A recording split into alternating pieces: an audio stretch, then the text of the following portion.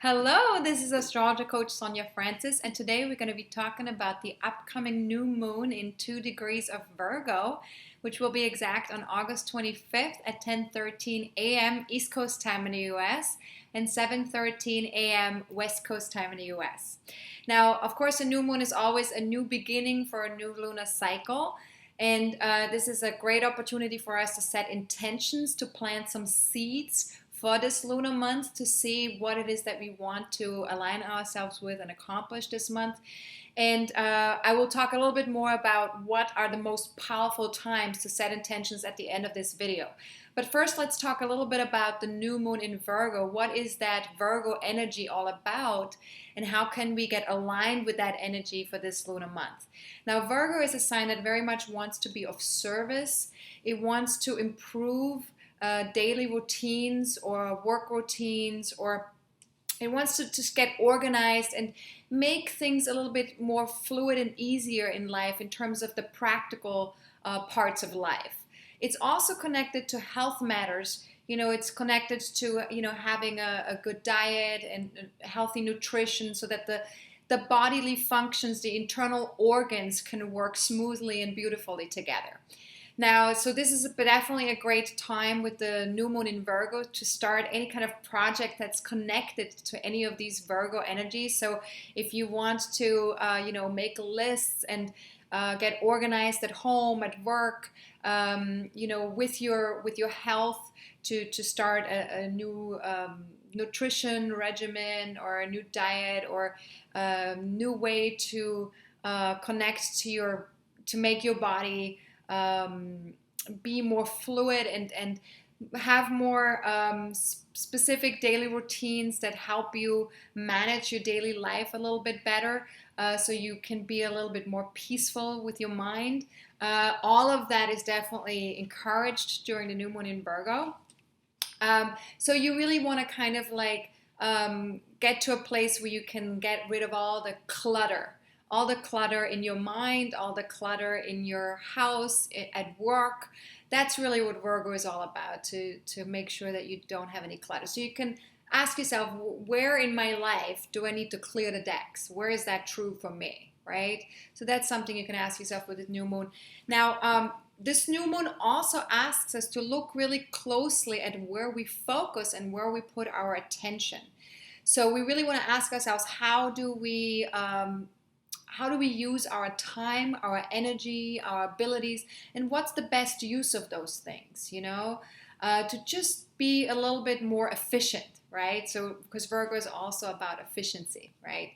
Now, because this new moon is also opposing Neptune in Pisces, there's a little bit of a different energy that's connected to this new moon besides just the Virgo energy. So we're really looking to find a balance between that Neptune energy and that Virgo energy, that new moon in Virgo energy. And so that has a lot to do with unconditional love, compassion, having faith in our connection to the universe and to the connection to the flow of life, being in the flow of life. That's what Neptune is all about, right? And then the new moon in Virgo is all about looking to see what works, what doesn't work, what serves us, what doesn't serve us, what runs smoothly, what doesn't run smoothly, right? In terms of more of the practical things in life. So this balance is really between the head and the heart, you could say, or between logic and intuition, or you could also say between divinity and practicality, right? So there's a balance that we have to sort of create between those two things. Now, Mercury, which is the planet that belongs to Virgo traditionally, like in terms of rulership, that planet is opposing Chiron in Pisces during the time of the new moon. And Chiron is the wounded healer. It is the place in us where we've experienced wounding and where we need to bring a holistic approach so we can heal and we can become whole again, because there's been sort of like a separation that took place through a particular wound or through a painful experience. And so this separation creates some insecurities, or it creates a feeling of needing to compensate. But with love and understanding and forgiveness, we're able to heal this wound again, right? And so with Mercury being opposite Virgo, there's this sense that we're really needing to bring a sense of healing or a balance between our healing process and our thinking processes or thinking structures. And this can sometimes play out within a relationship, right? Because an opposition can either be an awareness that we're having, or we're also playing the energies out with other people. And so if this happens in a relationship, then it might be something that comes up that triggers us in a certain way, triggers an old wound, or we're triggering somebody else's old wounds. And if that happens, it's very important for us to just bring a lot of compassion and understanding to ourselves and to the other person, and to come from a place of love if we see that there was a trigger. And maybe sometimes we might not always be able to do it in the moment, but we may be able to do it after the fact of some conflict or some trigger that has occurred. But what you want to ask yourself when a trigger does occur for yourself, is this connected to my past? Is this connected to my upbringing? What I'm experiencing here? Why am I having such an emotional reaction to something, right? And then also see it as an opportunity to really embrace yourself fully with love and kindness. And ask yourself, how can I be more loving and more caring towards myself and towards my inner wounds or my inner insecurities about certain things, right? Now, the word heal comes from the root whole, right? So it's really about reuniting ourselves so that we can become more whole. And that's also why it's about having a holistic approach to life when it comes to Chiron and the placement of Chiron. And so the best way for us to heal is always through unconditional love, through understanding, and through forgiveness. And love is really, of course, the ultimate healer. And I'm sure I don't know if you have experienced that in your life yet or not, but I've certainly experienced that in my life with bringing a lot of love and compassion to myself, to other people in my life, to animals. There is really a sense that you can really watch and see how the healing takes place. It's really very beautiful and miraculous in a sense. And so one thing you can ask yourself with this healing process is, how can I connect all levels of my being? Because it's really about the holistic approach, right? So it's really about how can I connect the physical, the mental, the emotional, and the spiritual, and bring all these levels together so that I can feel whole again in whatever wounding I have experienced in the past or as a child, right?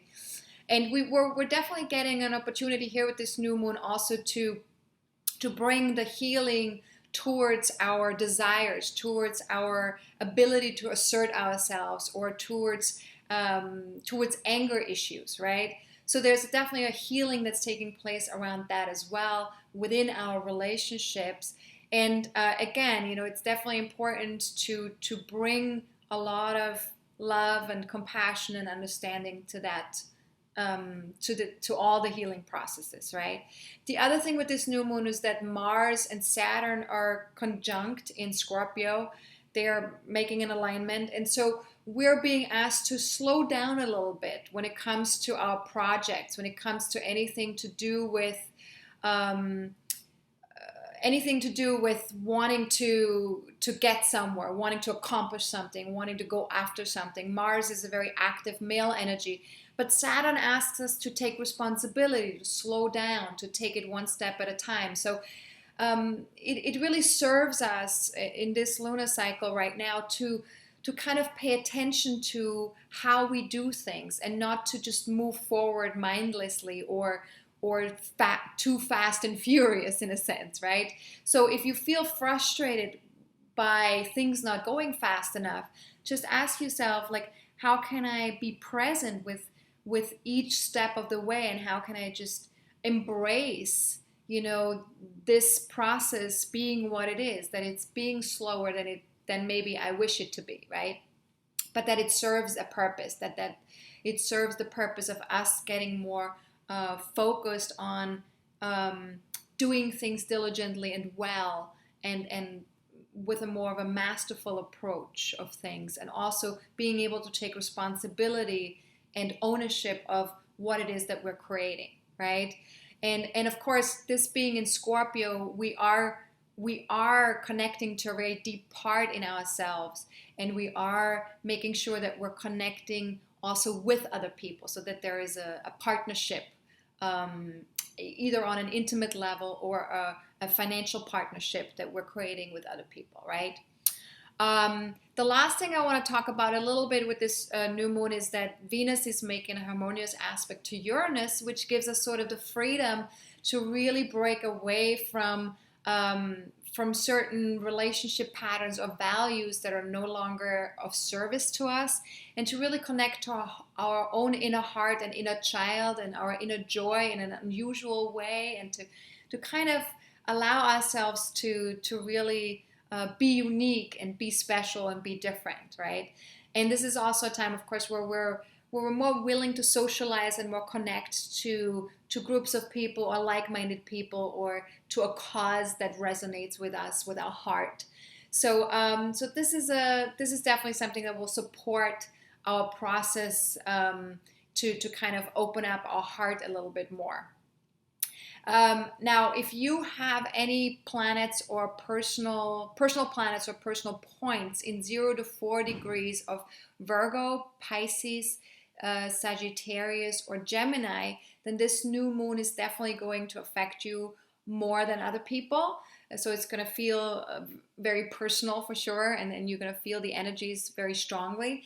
However, all of us, of course, are going to feel the new moon somewhere in our chart. So if you want to look a little bit more into what all this means for you personally, I did record a class called How to Read My Birth Chart just recently, and feel free to check that out either on YouTube or on my website at AstrologerCoach.com. If you go to Astrology Forecast 2014, there's a tab that says Astrology Videos, and you can find that video under Astrology Videos, okay? Then, let's talk about intentions. Yes, our intentions for this month. We want to align ourselves with that Virgo energy and with, everything else that's going on with this new moon. And so the best time to set intentions, to write down what it is that you want to accomplish for this month, or the seeds that you're planting for this month, is between 10:13 a.m. East Coast time on August 25th and 10:29 p.m. on August 26th. So you want to set intentions right after the new moon becomes exact, and you do not want to set intentions during the moon void of course phases. So this will be the exact time where it's most powerful to set intentions. If you miss that time frame and you want to set intentions after that, then definitely make sure the moon is not void of course, because that will not be the best time for setting intentions. So you can go to my website at AstrologerCoach.com to my forecast page, and I write these weekly forecasts, and you can look there when the moon is void of course each day, and that will tell you exactly when to avoid the intention settings. Okay, so that's one way to do it. And if you live in a different time zone, feel free to plug in the time frame that I mentioned in this video. That is New York time, and then just plug it in into the time zone converter, and then put your own city or town where you live, and then it will convert it to your time zone. Okay, that's the best way to do that. And last but not least, I just want to quickly mention, I do have a fantastic weekend course that I will be doing in early November, 1 hour outside of Boston. So if you live in the Boston area, this is a really great opportunity for you to connect with me in person. There is an early bird special that's available right now until September 9th. So if you want to take advantage of that I would highly recommend that. The course is called The Soul's Journey, and it's all about uncovering our soul's purpose with the tool of astrology. And it's a really wonderful course where we really go very deeply into each of our birth charts, and we really discover, who we are on a soul level, what did we come here to accomplish, what's our path, and what's the best way for us to feel empowered in life. So I really recommend, if you have dabbled with the idea of doing the course, please join me. It's going to be a fantastic event. And again, it's an hour outside of Boston. So and the early bird special ends on September 9th. All right. So feel free to go to my website and check out all the details about the course on my weekend course page at AstrologerCoach.com. And if you have any additional questions, then feel free to email me at info@AstrologerCoach.com, and I'd be happy to answer any questions that are not mentioned on my website. And anyways, feel free to reach out if you need anything else. If I'm able to answer questions via email, I will do that if it doesn't take a long time to answer the question. However, if something takes a little bit longer, then I will ask you to purchase a reading, so that way it's just honoring my time, as well as being able to really honor, supporting you fully and completely with what you need. Okay, so have a fantastic new moon. Take good care and enjoy the Virgo energy, and combine it with your heart with your head, and your logic with your intuition, and find that balance as best as you can. All right, have a good one. This is Astrologer Coach Sonja Francis. Goodbye.